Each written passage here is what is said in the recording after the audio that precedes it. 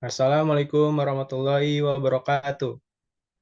Perkenalkan, kami dari kelompok 7 Rumpun Elektro. Pada kegiatan ini, kami akan membawakan hasil diskusi kami, yaitu risum mengenai kegiatan acara PKKMB RT 2023. Kami dari kelompok 7 yang dinaungi oleh fasil kami, Kak Daniel Andrew, dan beranggotakan 9 orang, yaitu Amri Hanifais Abidin, Puji Astianingsih, Naufal Ihwana, Hafiz Rizky Darmawan, Alif Zulfan Hafadilah, Ahmad Zulfikar, Fahri Ferdiansyah, Raditya Damaris, Farhat Helangga. Untuk PKKMB RTE sendiri itu terdiri dari penjelasan pertamanya adalah ospek rumpun itu rangkaian kegiatan yang difokuskan untuk rumpun yaitu rumpun elektro. Apa sih rumpun elektro itu? Rumpun elektro itu salah satu rumpun yang ada di Fakultas Teknik. Terus juga di dalamnya ada pengenalan prodi, dilakukan untuk memberi materi pada maba seputar prodi. Kegiatan ini ada panitia yang pastinya itu untuk menaungi maba-maba baru. Terus filosofinya itu ada makna pada logo PKKMB RTE sendiri. Terus isinya juga ada penugasan. Penugasan tersebut diberikan kepada maba setelah diberikan materi. Untuk waktunya sendiri, pada hari Jumat 18 Agustus itu kita ada namanya briefing. Untuk hari pertama dilakukan secara daring pada Rabu 23 Agustus 2023. Sedangkan untuk hari keduanya itu dilakukan secara luring atau offline pada Jumat 25 Agustus 2023. Isi dari briefing sendiri itu ada perkenalan guna mendekatkan diri satu sama lain. Terus ada penyampaian penyampaian informasi seputar PKKMB RTE. Itu nanti isinya kita mau ngapain, terus di hari apa aja itu dijelasin. Terus ada sesi tanya jawab untuk memuaskan hasrat penasaran maba, bisa tentang kapannya atau nanti alat apa aja yang dibawa, seperti itu. Untuk hari pertama, pada materi 1 itu ada pengenalan lingkungan rumpun elektro, yaitu ruangan-ruangan apa aja yang ada di rumpun elektro, di gedung elektro sendiri. Untuk materi kedua itu ada kartu rencana studi, itu biasa disebut KRS. Terus untuk materi ketiganya itu mawapres atau mahasiswa berprestasi.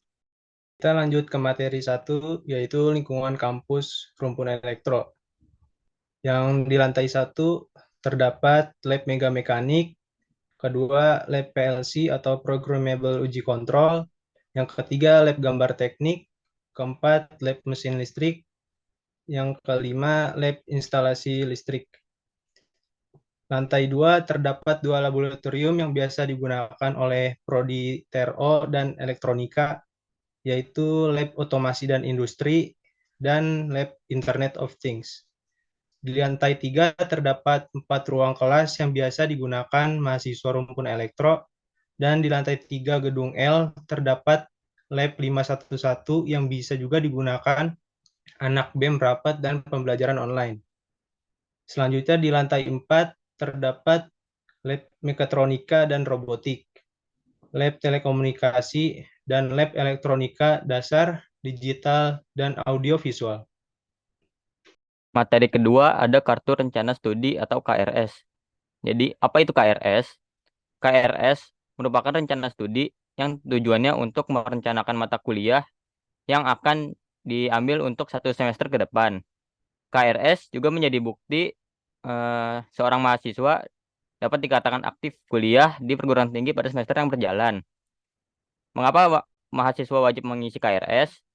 Karena tanpa KRS, mahasiswa tidak dapat mendapatkan hak untuk perkuliahan meliputi nilai, bimbingan, absen, dan lain-lain. Apa akibatnya jika kita tidak mengisi KRS? Yang pertama itu, nama kita tidak tercantum dalam daftar kehadiran. Yang kedua, nilai KHS kita tidak muncul. Yang ketiga, tidak mengetahui dosen yang akan mengajar. Dan yang terakhir, dianggap mahasiswa ilegal. Materi yang ketiga itu mengikuti jejak unggul Mawapres. Nah, apa sih Mawapres itu? Mawapres itu merupakan gelar bagi mahasiswa yang berhasil mencapai prestasi yang tinggi secara akademik maupun non-akademik. Mawapres memiliki tingkatan dari fakultas, universitas, hingga nasional. Nah, dampak positif dari sebagai Mawapres ini, dia memiliki peluang besar untuk memperoleh beasiswa dan mendapatkan kemudahan dalam mencari pekerjaan, serta yang pastinya lebih dihargai teman dan dosen, hingga kemudahan untuk melanjutkan pendidikan ke jenjang yang lebih tinggi. Nah, untuk tips mengatur waktu sebagai Mawapres ini tentunya yaitu dengan cara memiliki skala prioritas. Dalam hidup kita, kita harus memiliki skala prioritas, memiliki tatanan cara hidup dari mulai bangun pagi hingga tidur lagi malam jam 9 atau jam 8. Yang terpenting itu adalah bagaimana kita bisa mengatur waktu kita sebagai mahasiswa dan menggunakan waktu kita sebaik mungkin. Nah, di D2 PKKMB RT 2023 ini yang materi pertamanya itu ada BM Prodi atau Badan Eksekutif Mahasiswa pada tingkat Prodi, dan yang kedua yaitu ada tentang prodi, pengenalan kepada mahasiswa seputar prodi masing-masing, dan yang ketiga yaitu ada Ormawa atau organisasi mahasiswa yang ada di rumpun elektro. Lanjut, prodi PTIK. Apa itu prodi PTIK? Prodi PTIK merupakan salah satu prodi yang dirilis sejak tahun 2010. Prodi PTIK merupakan salah satu peminatan dari elektronika, dan prodi PTIK sudah mendapatkan akreditasi unggul yaitu A atau A sejak tahun 2022. Kemudian peminatan yang terdapat di PTIK adalah TKJ, FPL, dan multimedia.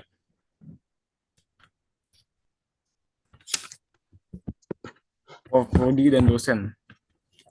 Prodi yang mengajar adalah Pak Widodo MPD dengan dosen-dosen sebagai berikut: Profesor Dr. Ivan Hanafi, Dr. Erdawati Kamarudin, Muhammad Fikri Duskarnain, Hamidillah Aji, Giat Nur Hidayat, Bambang Prasetyo, Ferdi Fauzan, dan Resi Dwitias. Kemudian ada BEM PTIK, mempunyai kabinet samudra dengan ketua umum Mada Rekardama, ditemani oleh wakil ketua Aldira Fulianda. Kemudian ada bendaharanya Ahmad Azhar dan sekretarisnya Erda Dwi Septiani, ditemani oleh 9 departemen, masing-masing adalah Departemen Finansial. Yang pertama Departemen Finansial Muhammad Rizky, 2 Departemen Humas Muhammad Fadil, 3 Departemen Kestari Neila, 4 Departemen Advokasi Eka Nanda, 5 Departemen PSDM Michael Rizky, 6 Departemen P3M Adinda Kurnia, 7 Departemen Rosos Ahmad Fauzan, 8 Departemen Minat dan Bakat Stefanus, dan 9 Departemen Kominfo Ahmad Ihsan FA. Kemudian kita akan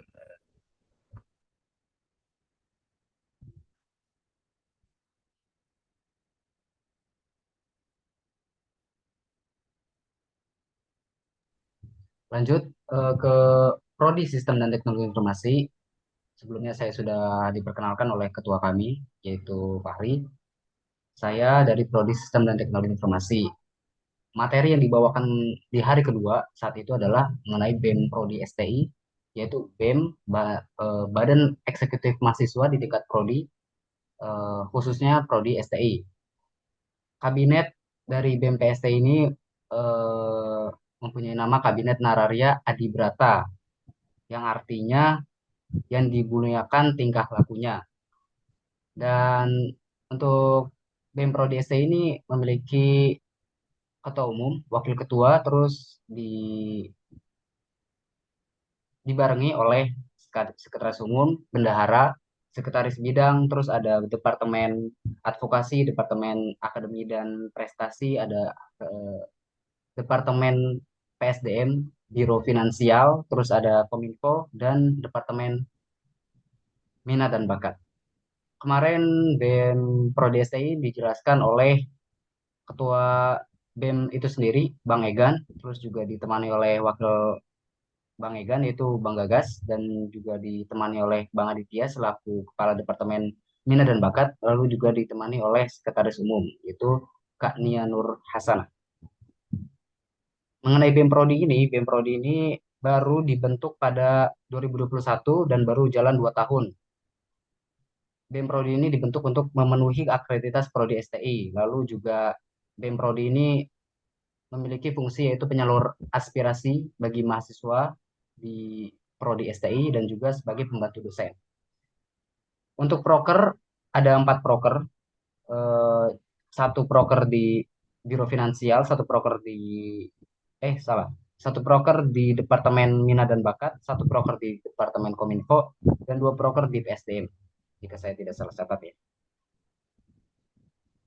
Lalu lanjut kepada tentang STI, profil prodi dan core prodi dan dosen. Untuk profil prodi STI ini baru dibentuk tahun 2020 dan dibentuk sebagai eh, program studi non kependidikan di tingkat dibawahi oleh Fakultas Teknik. Core prodi itu di, diisi oleh Palipur, juga untuk dosen ada Pak Prasetyo, ada Pak Ali, ada Bu Irma, ada Pak Fuad, juga ada Bu Murien. Dan untuk tenaga kependidikan ada 2 yaitu Pak Abdullah dan juga Pak Gugun.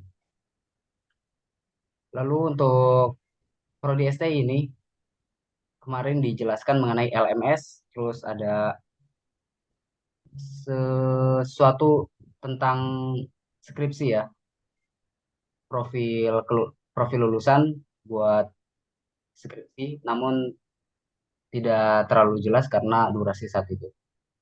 Mungkin segitu saja dari saya. Oke, jadi di Prodi Teknologi Rekayasa Otomasi itu membahas profil TRO, dosen, terus visi dan misi, kompetensi dasar. Di sini saya akan membahas profil TRO. TRO itu kepanjangannya dari Teknologi Rekayasa Otomasi. Nah, dia itu jenjangnya D4. Yang kedua, dosen di TRO itu ada Pak Muhammad Rifan, terus Taryudi, Bu Ermi Media, terus Pak Rimulyo Wicaksono, Pak Sufijal, dan Pak Heri Firmansyah. Visi dan misinya visinya itu menjadi pusat unggulan teknologi rekayasa otomasi industri pada tahun 2037 di kawasan ASEAN. Misi program studinya yaitu 1. Mencetak lulusan yang mempunyai sertifikasi di bidang otomasi industri. Kedua, menjadi pusat pendidikan dan pelatihan otomasi industri. Ketiga, menjalin kerjasama dengan industri dan pihak lain yang relevan dalam pemberian sertifikasi bidang otomasi industri. Yang keempat, itu meningkatkan program pendidikan dan pelatihan tingkat lanjut pada bidang otomasi industri. Yang kelima, mengembangkan penelitian yang berbasis otomasi industri. Yang keenam, membangun kerjasama penelitian dan mengembangkan dengan industri. Nah, yang kelima, ini. Yang keempat ini ada kompetensi dasar. Kompetensi dasarnya yaitu memiliki kemampuan dalam menggunakan, mendiagnosa dan memperbaiki peralatan elektronika. Yang kedua, memiliki kemampuan dan merancang, memprogram, dan membuat robot untuk keperluan otomasi industri.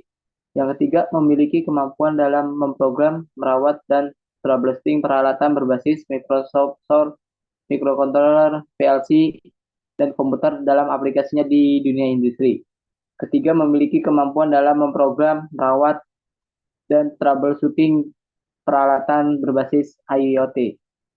Yang kelima, memiliki kemampuan dalam membaca, memilih, dan menggunakan instalasi instrumen industri. Yang keenam, memiliki kemampuan dan merancang bangun, menguji, dan menganalisa perangkat otomasi industri.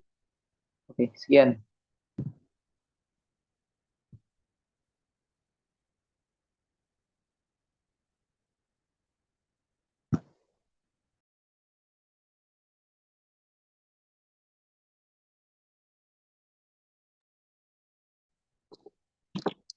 Untuk prodi elektronikanya sendiri itu kita ada pengenalan prodi, ada diantaranya ada core prodi, terus ada dosen-dosennya juga. Untuk core prodi pendidikan teknik elektronika adalah Dr. Baso.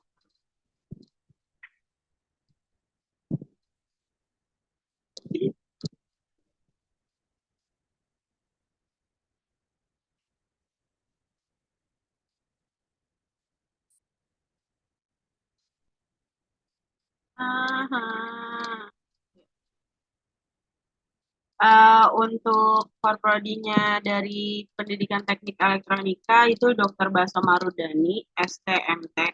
Untuk dosen-dosennya ada 13 dosen, yaitu Dr. Insinyur Rusmono MPD, Dr.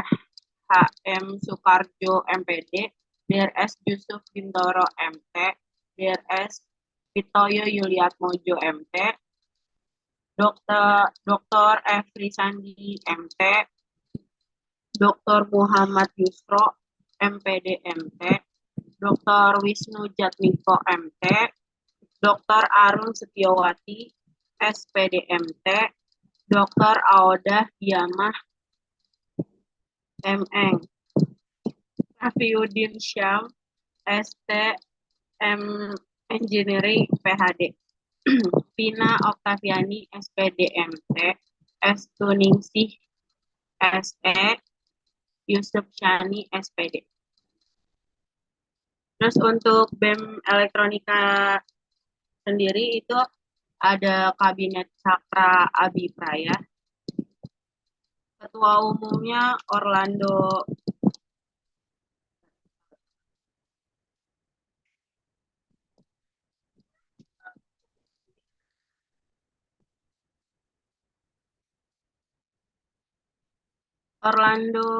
Abertio H.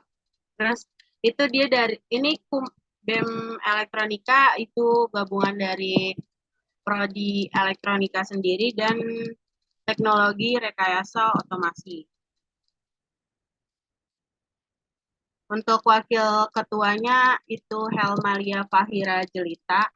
Ada 7 departemen di dalam BEM Elektronika, yaitu ada Arkesma, Rispem, Kominfo, Entrepreneur, Nikat, Prosos.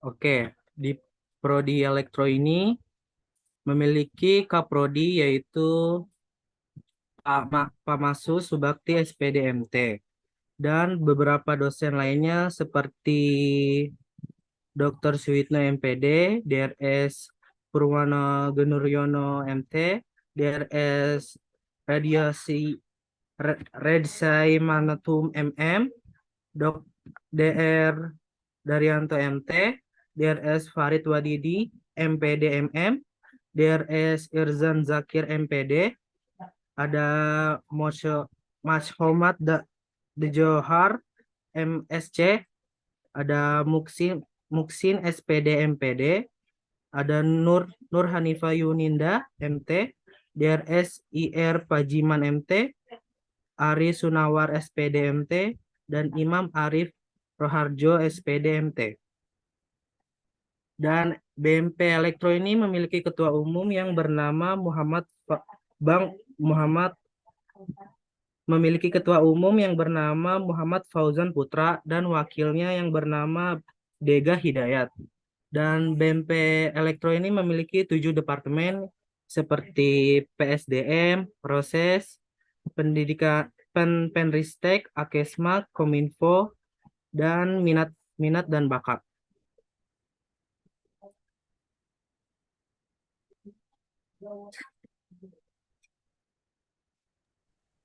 Oke, jadi di hari kedua PKKMB BRTE juga dijelaskan ormawa-ormawa yang berada di bawah naungan Rumpun Elektro Fakultas Teknik Universitas Negeri Jakarta. Yang pertama tuh ada Klub Sepeda Listrik. Nah, Klub Sepeda Listrik ini adalah organisasi yang dimaksudkan untuk mengoptimalkan potensi keilmuan mahasiswa dalam pengembangan ilmu dan teknologi di bidang energi dan kendaraan listrik. Jadi dari organisasi ini kita bisa mendapatkan ilmu mengenai kendaraan listrik dan sebagainya, dan dari ilmu itu kita bisa membuat karya-karya ilmiah seperti skripsi dan juga sebagainya. Yang kedua ada Robotic Club. Organisasi ini adalah wadah untuk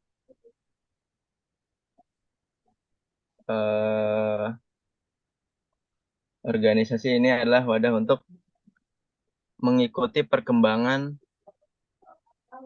mengenai robotika, ya gitu. Organisasi ini juga sering mengikuti lomba-lomba seperti pokoknya lomba robotik lah. Selanjutnya ada IoT atau Internet of Things. Organisasi ini dibuat untuk meningkatkan skill IoT bagi mahasiswa. Yaitu organisasi ini ada proker yang namanya tutor sebaya, yaitu siswa pilihan yang dijadikan sebagai pembimbing dalam satu kelompok. Jadi yang tidak bisa mengajarkan yang bisa. Mungkin cukup sekian dari kelompok kami. Apabila banyak kurangnya, kami mohon maaf yang sebesar-besarnya. Assalamualaikum warahmatullahi wabarakatuh.